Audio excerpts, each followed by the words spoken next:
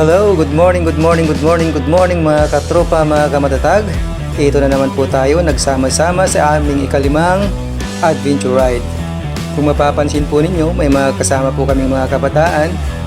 At para sa inyo pong kaalaman, ang mga kabataan ito ay may pahintulot po ng kanilang mga magulang.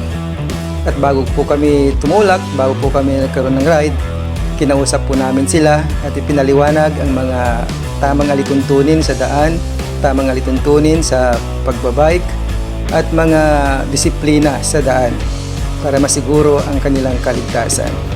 So huwag na nating patagalin. Tara na po at samahan nyo kami sa aming paglalakbay.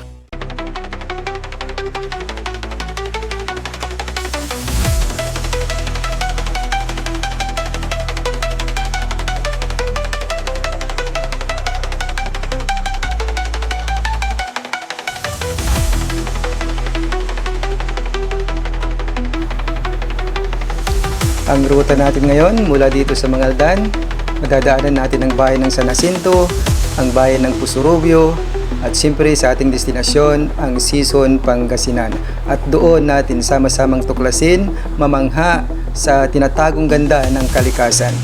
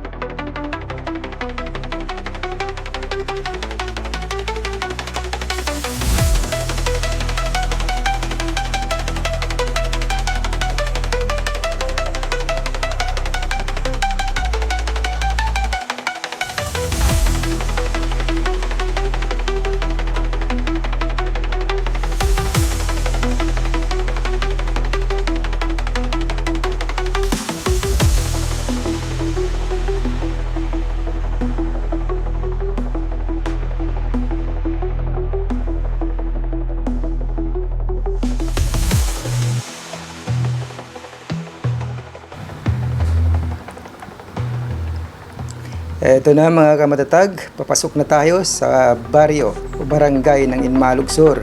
Isang barangay ng bayan ng Sison, Pangasinan kung saan matatagpuan ang isang nakatagong yaman ng Pangasinan, isang nakamamangha at isang napakagandang tanawin. So, papasok na po tayo.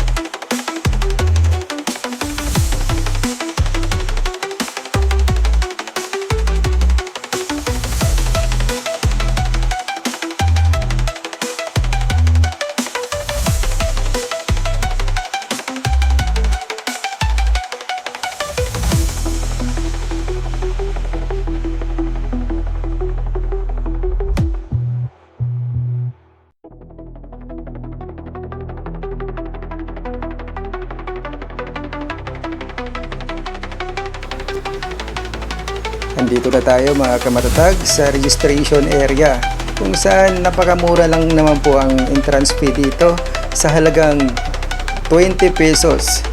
Sulit na sulit dahil pagpasok daw sa loob, ang ganda daw ng tanawin. So sama-sama tayong tuklasin kung ano yung sinasabi, kung gaano kaganda ang sinasabi nilang Antong Falls.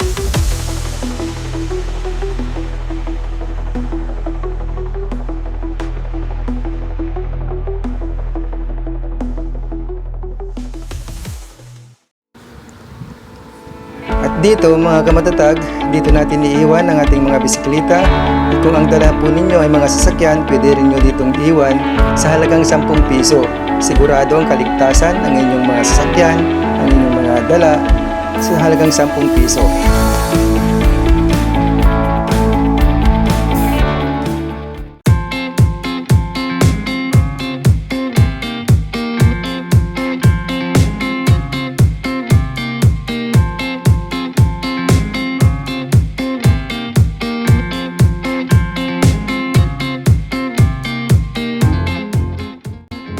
Pasok na tayo sa sinasabing Antong Falls. Tingnan natin kung gaano kalinaw, patutuhanan natin.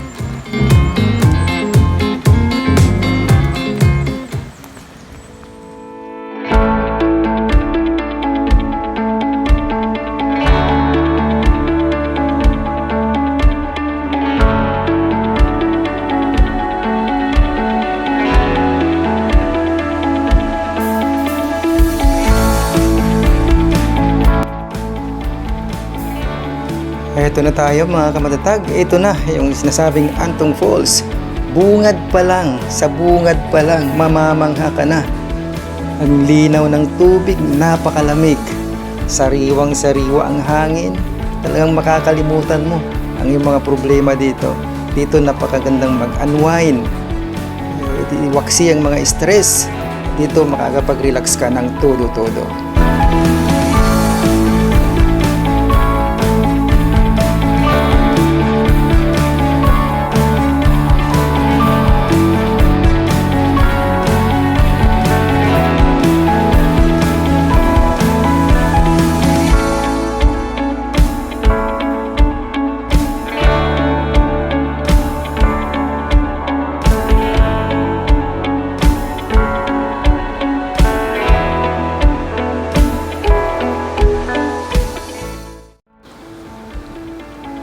Para sa kaalaman ng lahat, mga katropa, mga kamatatag, tinawag na multi-layered falls ang Antong Falls dahil meron itong tinatawag na 13 stations. May mga palapalapag po yan.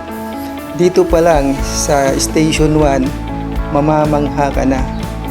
Para ka nang nasa Alapaap, napakaganda ng tanawin. Swak na swak sa banding ng pamilya, tropa. Sarap dito mag-picnic. Napakalamig ng paligid, napakaaliwalas, napakalinis ng tubig, napakalinaw.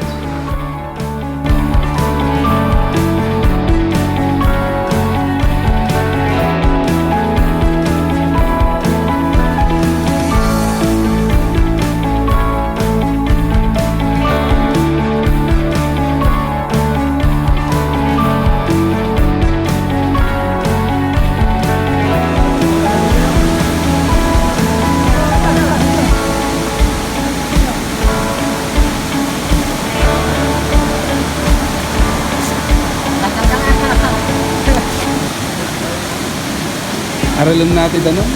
Aralon. Aja, moment. Puti. Woo! Okay, malay. No choice na. Ayun, dyan pala. Wala na ba istasyon niya? Aralon kasi natin. Wala nila ba istasyon? Aralon natin ano. Tari 5 kami gamay. Ginanay ko. Aray ba to? Kaya lang natin aralon. Saw-saw ka kami.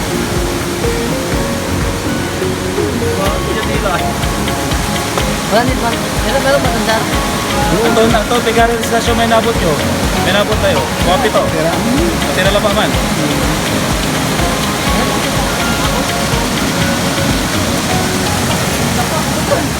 Nakasawani sa Leo Valley.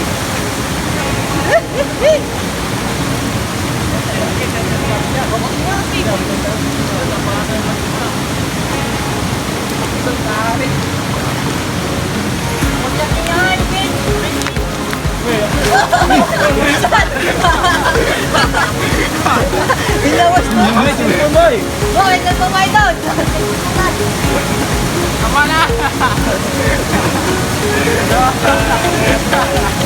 Oy, shoutout mo na, shoutout! Shoutout kay...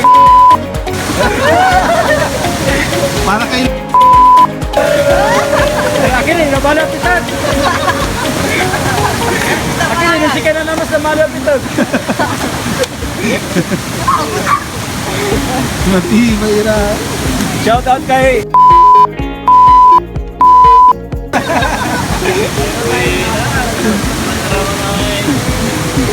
Baboy, tara na! Ang buto!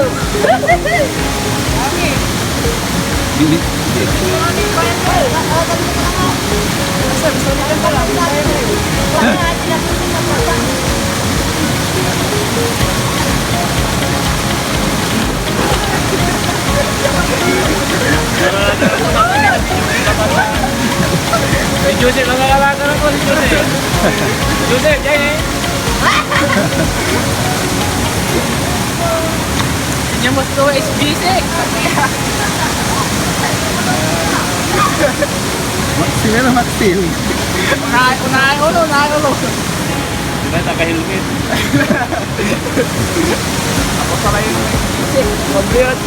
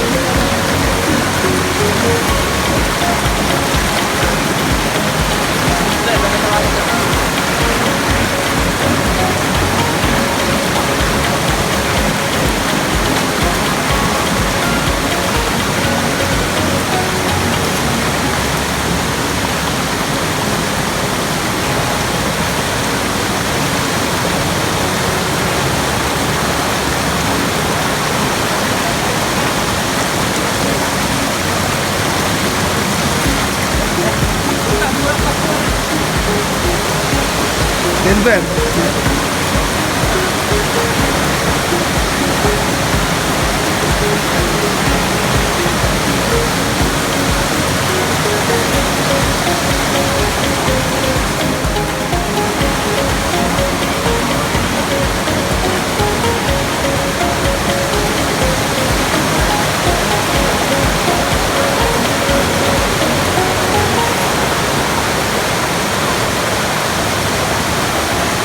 Pag andito na kayo mga katropa, mga kamatatag, wala ka nang ibang masasabi kundi wow na lang ang masasabi tayo na kamamanghabi talaga. Iba't ibang hugis ng mga bato, parang pa bawat istasyon na yung mapupuntahan, may iba't ibang formation ng mga bato. Nandun ka sa baba, parang nasa underground river, kumbaga nasa taas ka naman, kitang-kita mo yung magandang daloy pagbagsak ng napakalinis at napakalinaw na tubig.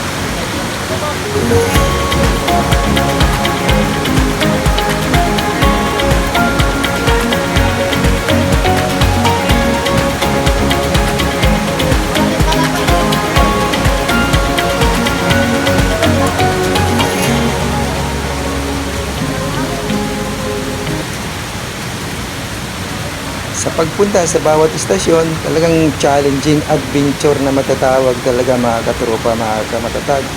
Pero sulit ang challenge na susuungin dahil pagdating mo sa bawat istasyon, iba't iba namang mga magagandang tanawin ang iyong makikita.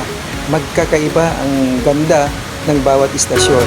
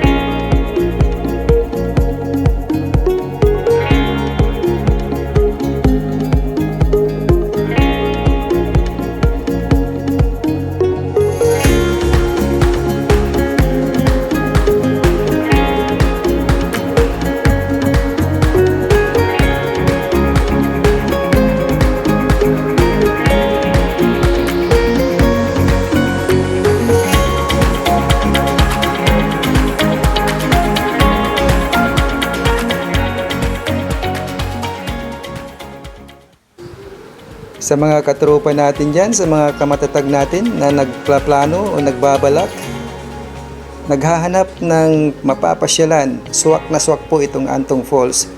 Bukod sa adventure, bukod sa napakagandang tanawin, swak na swak po ito sa budget. Dahil kagaya ng nasabi ko kanina, 20 pesos lang po ang entrance fee, 10 piso para sa seguridad ng inyong mga sasakyan, at pwede kayong magdala ng baon. At dito, swak na swak ang pagpipiknik, family bonding, tropa, adventure, pwedeng-pwede po dito. At saka very accessible po ang lugar na ito dahil malapit po siya sa mga main roads.